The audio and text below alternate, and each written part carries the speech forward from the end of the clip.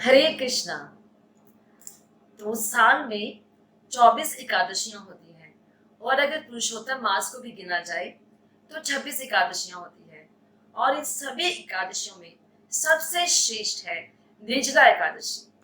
और निर्जला एकादशी का एक और नाम भी है भीम एकादशी और पांडव निर्जला एकादशी।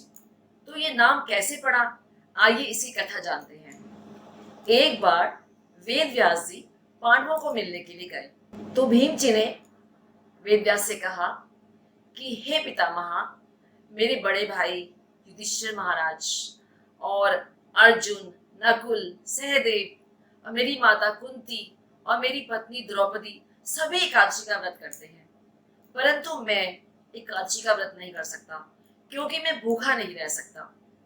आपको पता ही है कि भीम जी को खाना कितना पसंद है और वो कहते हैं कि मेरी पेट में एक वृक्क नाम की अग्नि, जठराग्नि, वो जलती रहती है और जब तक मैं भोजन नहीं कर लूं तो वो शांत नहीं होती है। तो मैं क्या करूं महामुनि, मुझे कोई रास्ता बताइए।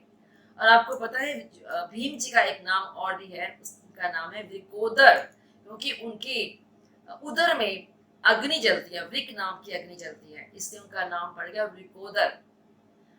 तो वेद व्यास जी ने कहा कि पूरे साल में एक एकादशी ऐसी है जिसको रखने से सारी एकादशियों का फल प्राप्त हो जाता है। अगर तुम उसका अनुष्ठान ध्यान पूर्वक करो तो फिर तुम्हें नरकों में नहीं जाना पड़ेगा और फिर तुम्हें वैकुंठ की प्राप्ति होगी। तो भीम जी ने कहा कि महामुने, कृपा करके मुझे उसका अनुष्ठान बताइए, मैं उसका पालन जरूर करूंगा। तब वेद व्यास जी ने कहा कि निर्जला एकादशी के दिन आपको जल भी नहीं पीना है और निरंतर भगवान श्री कृष्ण का नाम जप करना है, सोना भी नहीं है, कुछ भी नहीं खाना है। तब भीम जी ने कहा कि ठीक है महामुने, बस साल में एक ही बार तो करना है ना। तो आज के युग में लोग सब कुछ फास्ट फॉरवर्ड करते हैं और शॉर्टकट चाहते हैं, फास्ट फूड, हर चीज उन्हें जल्दी से जल्दी चाहिए, फटाफट। तो उन्होंने कहा कि ये बहुत अच्छा शॉर्टकट है, सारे एकादशियों का फल मुझे एक बार में प्राप्त हो जाएगा।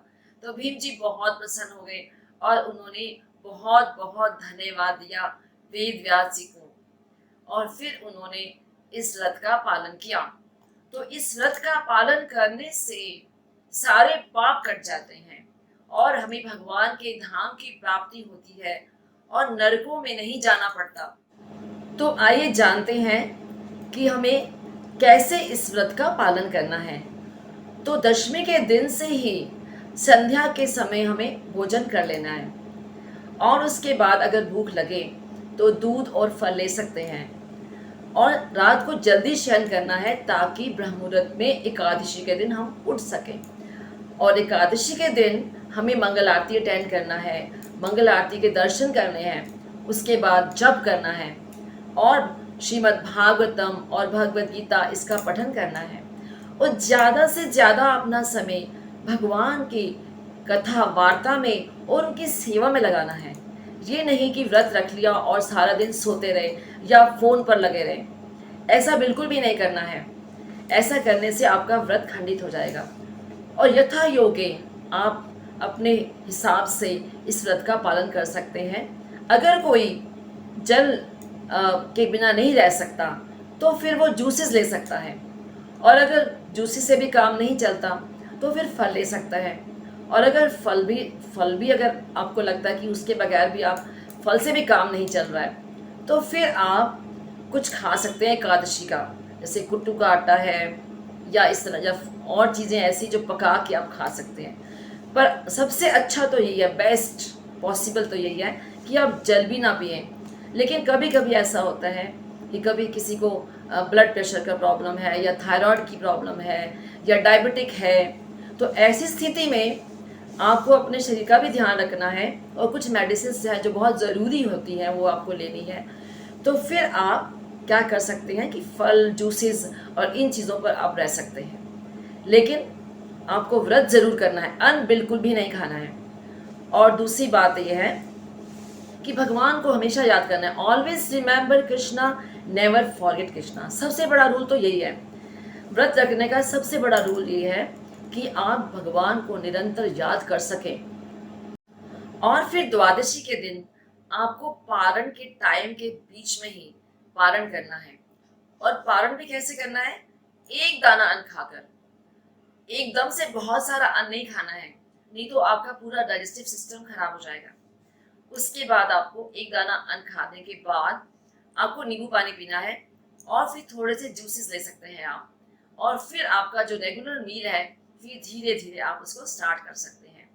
तो इस तरह से आप इसका व्रत का पालन कर सकते हैं। तो ये तो मैंने कुछ बताया आपको कि किस तरह से हमें एकादशी का व्रत रखना है और किस तरह से हमें निर्जला एकादशी का व्रत और पालन करना है। माधव तिथि भक्ति जननी यतन पालन कौरी।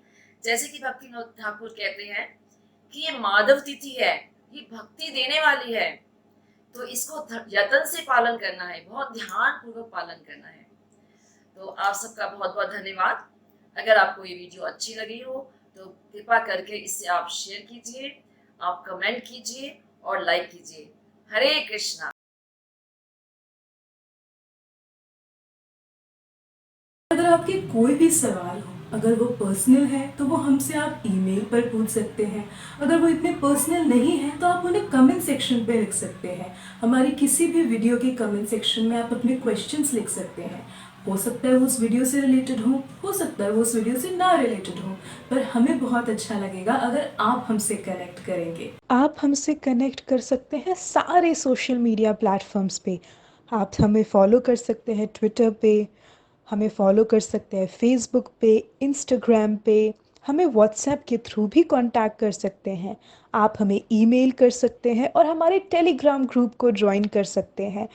तो प्लीज़ कनेक्ट कीजिए ISKCON girls forum east of Kailash के साथ। मुझे उम्मीद है आप सबको वीडियो पसंद आई होगी।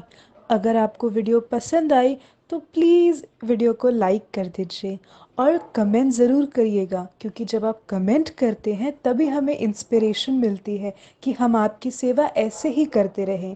वीडियो को शेयर कीजिएगा ज़्यादा से ज़्यादा, ताकि ज़्यादा लोगों को कृष्ण कथा का आनंद मिल सके। और प्लीज़ प्लीज़ प्लीज़ हमारे चैनल को सब्सक्राइब कीजिएगा, ताकि जब भी हम कोई वीडियो अपलोड करें तो आपको ज़रूर पता चले।